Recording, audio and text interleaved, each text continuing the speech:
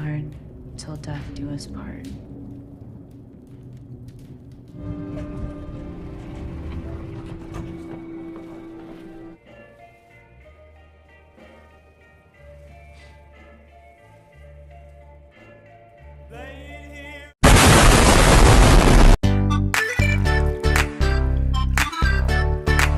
Duit seabreg, wajah tampan, dan jabatan tinggi nyatanya tak jadi jaminan kesetiaan dari seorang istri. Seperti yang dialami pria ini, di mana sang istri yang super cantik rupanya, bahenol bodinya, dan besar bobaannya masih belum puas dengan rudal suaminya dan melahap perut dengan pegawainya sendiri. Alhasil, sang suami pun sakit hati dan menginginkan balas dendam yang setimpal. Dan inilah dia, Till Death.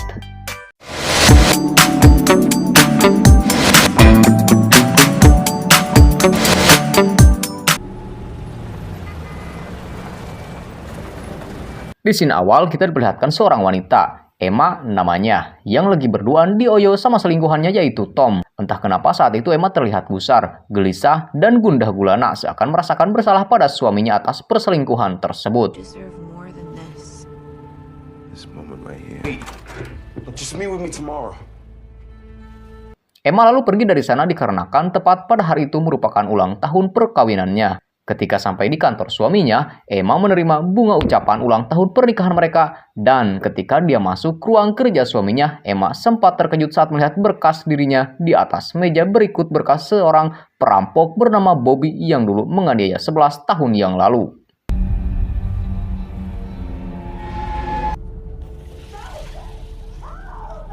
Tak lama berselang, sang suami yaitu Mark datang dan mengatakan agar Emma tak usah lagi melihat berkas masa lalunya itu, agar trauma yang dialaminya tidak kambuh lagi.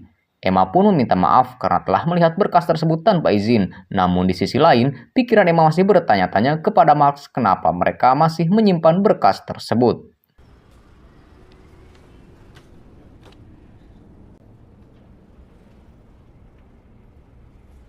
Saat hendak pulang, Tom yang diketahui merupakan karyawan di kantor Mark juga masuk ke lift yang sama dengan mereka. Situasi menjadi canggung dan pelik bagi Emma. Di dalam lift, Mark dan Tom saling ngobrol seperti biasa seakan tidak terjadi apa-apa di antara mereka. Tapi tidak dengan Emma yang terlihat panas dingin karena takut perselingkuhannya dengan Tom terbongkar. Malam harinya, Mark mengajak Emma makan malam romantis di restoran untuk merayakan ulang tahun pernikahan mereka. Di sana mereka saling bertukar kado pernikahan yang mana Mark memberikan emas antam murni berupa sebuah kalung berlian mahal yang didesain khusus, sedangkan Emma tiket liburan yang kemudian ditolak Mark karena saat ini sedang sibuk dengan urusan kantornya. You wanted to go, and I thought that maybe this year, the Steelers would. It makes it our steel anniversary.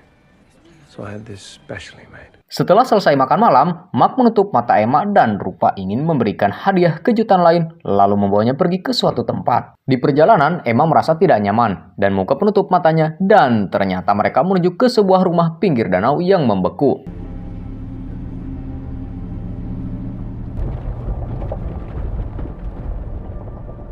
Mengetahui itu, Emma sempat merasa aneh, tapi Mark mengatakan bahwa tujuannya membawa Emma ke sana adalah untuk menghidupkan kembali keharmonisan hubungan mereka dan untuk menciptakan kenangan indah bersamanya di tempat itu.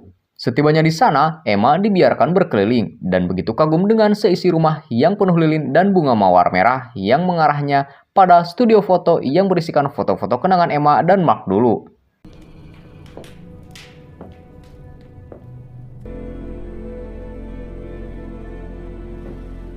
Emma pun terus berjalan mengikuti taburan bunga yang menuju ke kamar, dan terlihat Mark yang sudah menunggunya di sana dengan 2 sloki minuman di tangannya. Kemudian Mark memuji kecantikan istrinya itu, dan adegan percangkulan duniawi terjadi.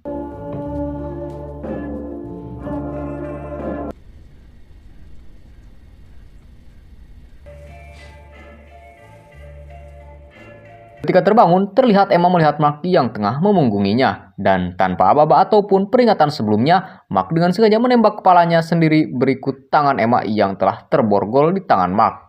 Emma langsung panik dan berusaha menelepon polisi, tapi ternyata tidak ada sinyal di sana.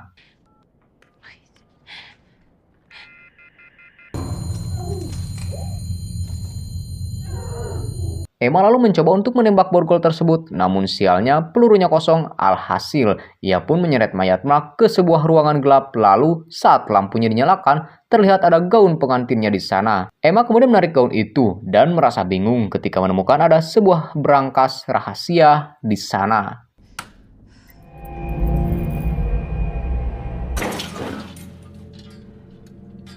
Emma pun menggunakan gaun itu untuk menyeret Mark. Namun ketika menuruni tangga, dia malah terjatuh. Saat itu keadaan di luar rumah sangat dingin akibat musim salju. Dia terus menyeret mayat Mark sampai ke dalam mobil.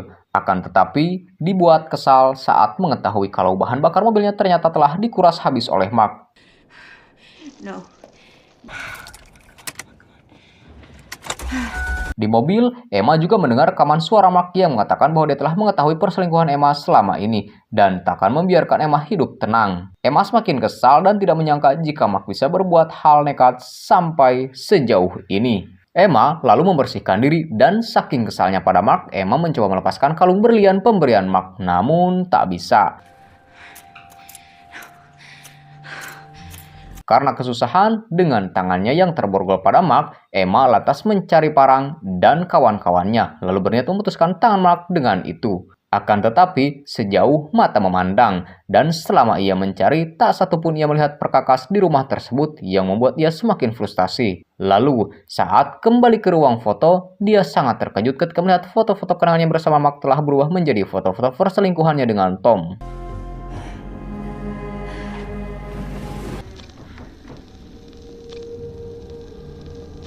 Bahkan, di sana juga terdapat foto Bobby perampok yang dulu menganiayanya 11 tahun yang lalu.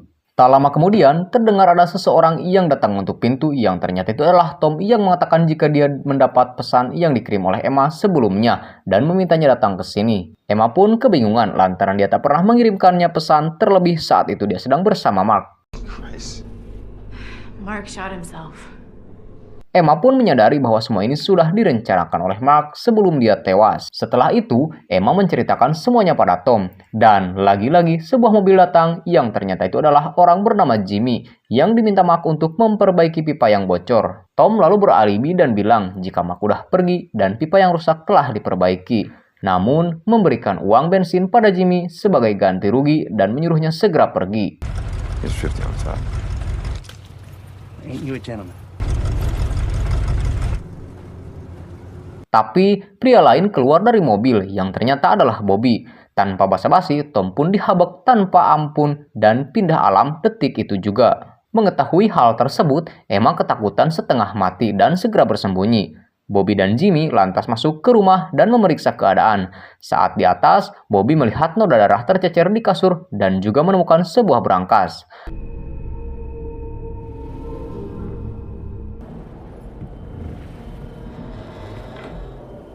Sementara itu, Emma secara diam-diam menyeret mayat Mark ke gudang belakang rumah dan mencoba memotong tangan Mark dengan perkakas yang dia temukan. Namun, Jimmy yang melihat jejak darah yang menuju ke gudang langsung memeriksa dan seketika berteriak saat melihat mayat Mark di sana. Saat Bobby ke sana, dia nyatanya juga terkaget karena ternyata Mark lah yang menyuruhnya datang, namun kini telah meninggal. Jesus fucking Christ!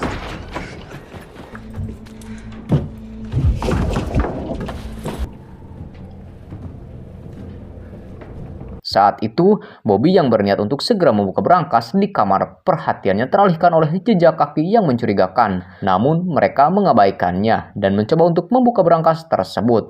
Di sisi lain, Emma menemukan pertalit yang langsung ia bawa dan rencananya akan diisikan pada mobil di garasi.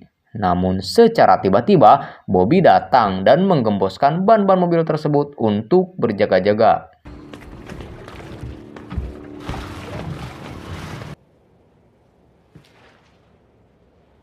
Emma pun bersembunyi dan perlahan-lahan pergi dari sana. Tapi rupanya Bobby yang mendengar suara langkah kaki dan seketika menyadari jika ada orang lain selain dia dan Jimmy di rumah itu. Saat tangan dekat dengan posisi Emma, Emma langsung mengalihkan perhatian Bobby dan Jimmy dengan menyalakan alarm mobil di garasi yang ternyata sukses memancing Bobby dan Jimmy. Meskipun pada akhirnya mereka menyadari jika semua itu hanya pengalihan. Bobby dan Jimmy pun membagi tugas dan menyisir seluruh penjuru rumah.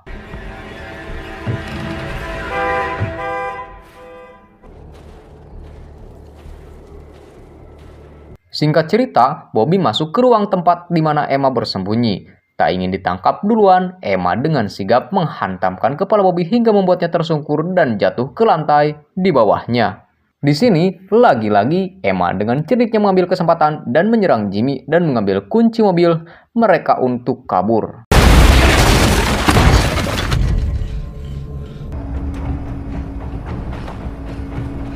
Namun sayangnya, saat hendak pergi, Bobby keburu sadar dan berhasil menyusul dan menangkap Emma, lalu membawanya kembali ke rumah. Akan tetapi, Emma sempat menelepon polisi dan kini sedang OTW ke sana. Jimmy yang ketakutan mengajak Bobby untuk segera pergi yang tentu saja dihiraukannya karena berangkas yang mereka incar belum juga terbuka. The cops are gonna trace the car.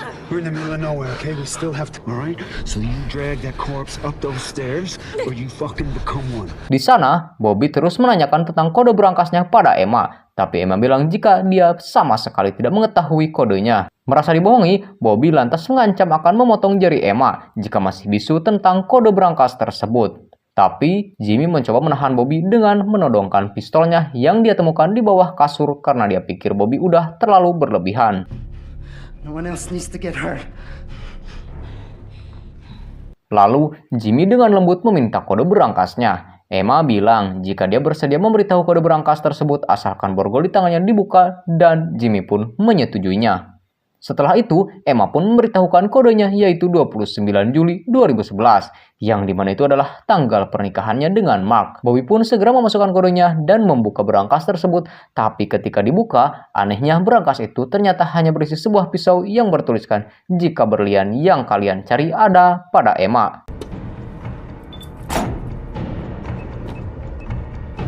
Diamonds you seek lay close to her heart.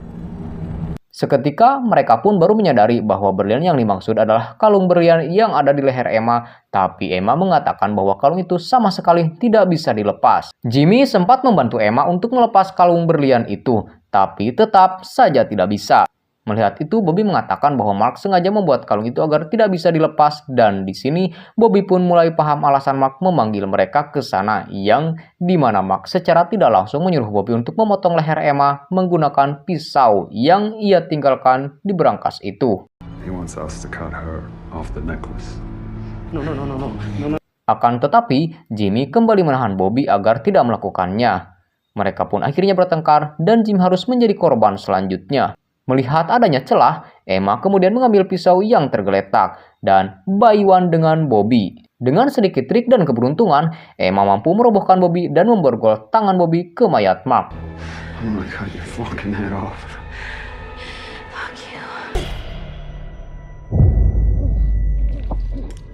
Dengan keadaan terluka, Emma mencoba untuk kabur, tapi Bobby tetap mengejarnya sampai di atas danau yang membeku. Pertarungan pun kembali terjadi hingga mereka pun terjebak ke sungai yang membeku. Di sana, sekuat tenaga Emma mencoba melepaskan genggaman Bobby dan setelah menusukkannya dengan pisau beberapa kali, dia pun terbebas dan dengan susah payah berhasil naik ke permukaan.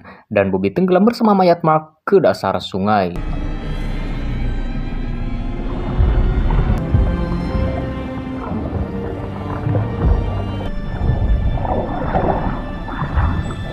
Emma pun berhasil selamat dari insiden ini dan tak berselang lama polisi pun datang dan film pun tamat. Oke, itulah dia alur cerita film Till Death. Semoga kalian semua terhibur. Bang Dixon beserta seluruh tim pamit dan adios amigos permios ngaleos.